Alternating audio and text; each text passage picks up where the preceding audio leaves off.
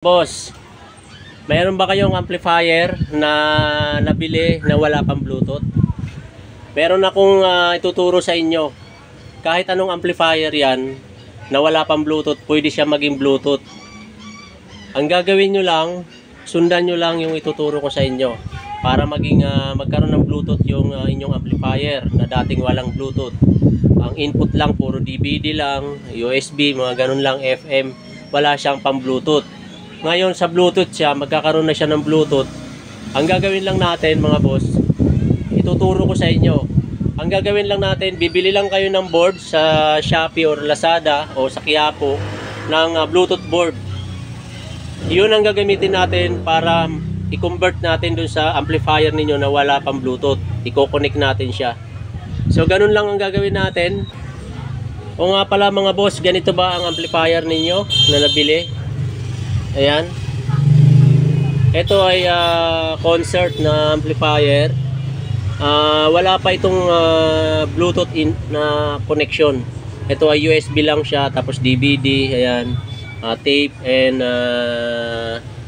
ayan ang input niya, USB, SD, tape, tuner, at saka CD, DVD. Yan lang ang pwede niyang function. Pero sa ngayon, magkakaroon na siyang dagdag, magkakaroon na siya ng Bluetooth. So, ayan mga boss, yung isang klase ng amplifier. Ganitong, ito may Bluetooth to kasi Mega Pro Plus to, may Bluetooth na to. Yung isang model ng ganito ng Sakura, yung 733, wala yung Bluetooth. Ganito talaga itsura nun. Pero pwede natin gawan ng paraan para maging Bluetooth na rin siya. Magkakaroon siya ng Bluetooth na function. Kasi ang function lang nito ngayon ay, ang ganito lang ay input ng DVD, at microphone, yun lang. So wala siyang DVD. Kung mayroon kayong ganitong amplifier, panoorin nyo lang yung tuturo ko sa inyo, yung vlog ko na to, para magkaroon ng Bluetooth na function ang inyong amplifier. So ito mga boss, ang Bluetooth board na nabibili sa Shopee or Lazada. Ito, nabili ko to sa Lazada.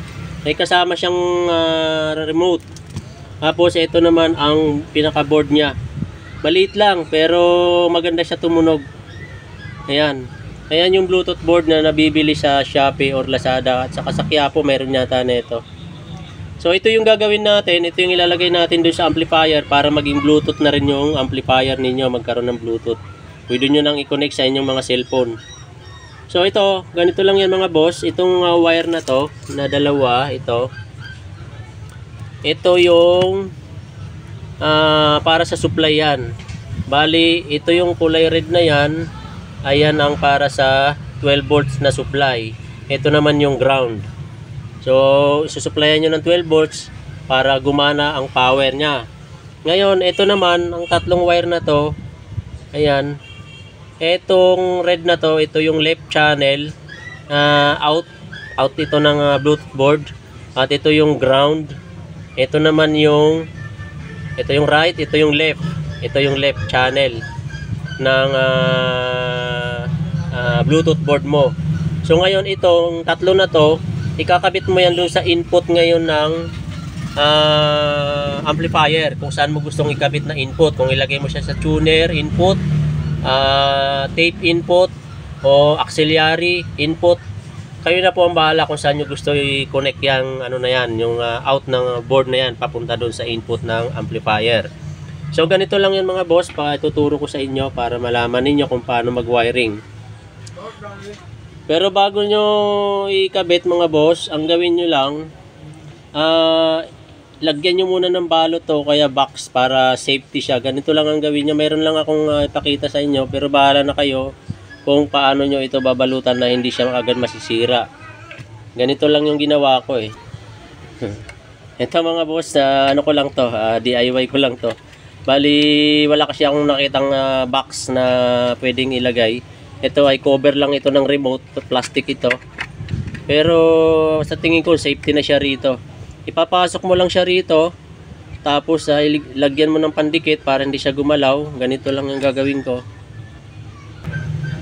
Ito na mga boss, ayan na. Ayan. So ganyan lang, didikitan mo na lang yung mga gilid na yan ng glue stick para hindi siya gumalaw-galaw. Ganun na lang ginawa ko mga boss. Pwede nang remedyo yan. Wag lang mababasa o magalaw yung board niya. Pwede na yan. Ipapatong nyo na lang to doon sa ibabaw ng amplifier. Ngayon, pansinin nyo, may wire yan doon sa likod. Pinalusot ko. Ito yan, ipapasok mo ngayon doon sa likod sa butas ng amplifier. Kahit sa butas, basta makapasok lang siya roon. Para maikabit natin doon sa input ng amplifier, yung sa auxiliary input, tape or tuner. Bahala na kayo kung saan yung input ilalagay ito. Pero mamaya ipapakita ko kung saan siya pwede para gumana. Ayan, ito nga pala mga boss, yung kulay red na to, antena lang yan, walang ano yan, walang connection yan. Hayaan nyo lang siya nakaganyan, nakalabas. So, ito magbubukas tayo ng amplifier. So ayan mga boss, nakapagbukas na tayo ng isang amplifier na pwede natin ipa-convert para magkaroon siya ng Bluetooth. Ito yung sample ko na amplifier. Bali ito yung main, ito yung transformer, andito yung mga control. So kung papansinin nyo, mayroon yan board dito na maliit na nasa gilid. Ayan, yan, nandiyan yung mga input na yan. Dito tayo kakabit ngayon ng ating Bluetooth board. Dito sa board na to, hanapin natin yung pinakapaa. Bali kung titingnan natin yan, ang likod niyan ay may nakasulat yan. Ayan o, may mga nakasulat yan mga boss eh. Ayan o, ayan, in, ayan, turo ko sa inyo. Ito yung in, pwede siya rito sa in, nakasulat na yan, EQ in, o kaya dito sa tape, o kaya sa may tuner, o kaya yun sa BCD o CD.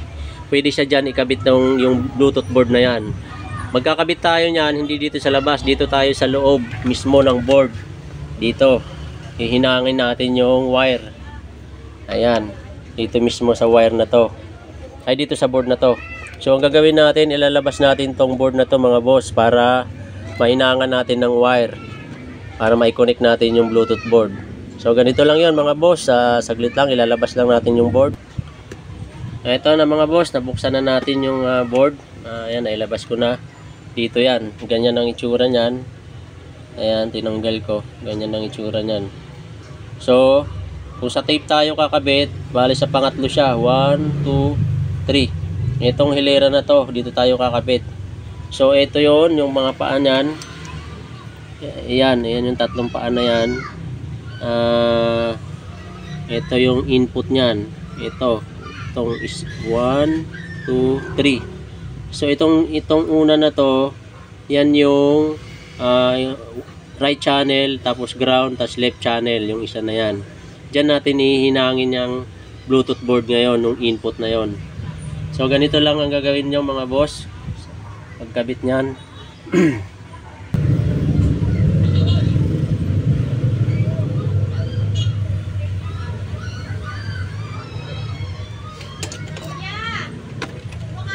Bukas na lang. Isa lang, bukas. Ganito lang mga boss. Ayan, ganyan. Ito yung left. Ayan. Kahit alin dyan, kahit magkabaliktad yung left at saka right mo, walang problema yan mga boss. Ito yung ground, yung gitna. Ayan. Ito naman yung right channel. Ayan. Pwede naman magkabaliktad yan yung left and right, walang problema yan. So ganyan ang connection yan mga boss. Ayan. Ayan, nakita nyo? Ganyan lang pagkabit nyan. Yun.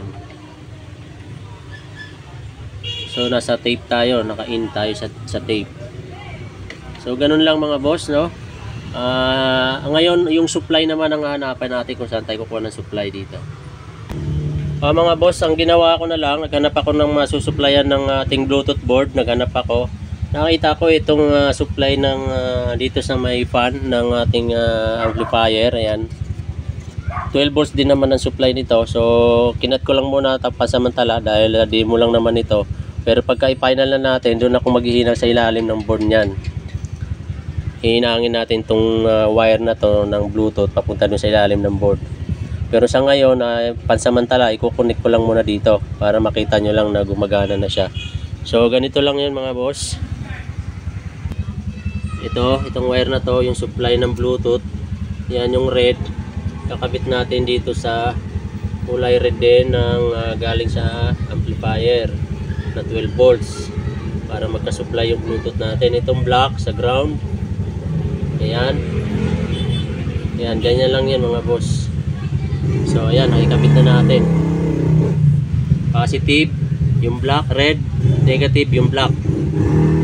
So ngayon mga boss, i-check natin kung magkakasupply nga yung ano natin, Bluetooth board. Saksak natin. So ito isasaksak natin mga boss. Ito yung saksakan. Saksak natin yung amplifier.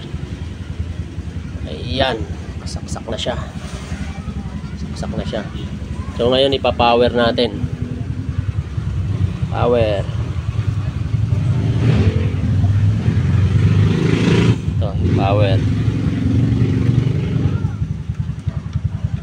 Ayun, umilaw na siya. Ngayon, tingnan natin yung Bluetooth board natin kung nagkaroon ng power. Ayun, meron na.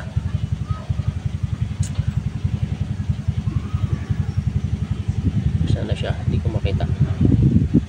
Ayun, sorry, hindi ko makita. Ayan. So, nagkailaw na siya. May power na ang ating Bluetooth board mga boss. So, pagka ganyan na nagpa-power na siya, isi-select natin ngayon sa tape kasi sa tape tayo nagkabit ng input. Isi-select natin kasi ito yan yun. Dito tayo nakaselect sa tape. Kaya dito tayo nakaselect eh. So isi-select natin yan dito sa harapan kasi nandito sa harapan ang selector niyan. Ayun oh. Sana yun.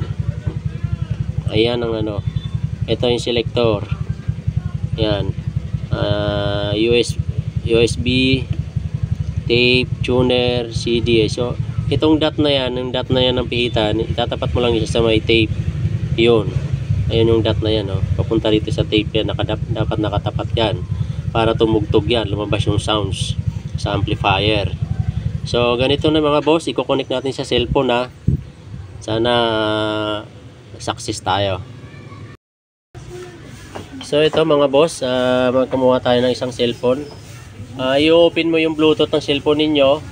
Tapos pag na-detect nyo na ngayon yung pangalan ng Bluetooth, ang pangalan ng Bluetooth ay yun, yung BT na yan, yung BT speaker. So pipindutin nyo lang yung BT para connect siya dito sa ating Bluetooth board para magkaroon na siya ng sounds, para connect na siya. So pipindutin natin yan mga boss, ganyan lang. Yun. So, connected na siya yan. Ayan, connected na yan. Hahanap na lang tayo ngayon ng music para marinig natin kung okay na yung tugtog. Ayun. So, punta tayo sa YouTube. Hanap tayo ng sounds.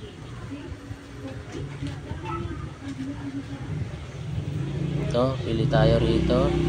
Ayan, ito. So, ayan mga boss, kumukonek na siya. Bubulyuman na lang natin. Yun. Ayun, narinig niya mga boss. Tumutugtog na siya.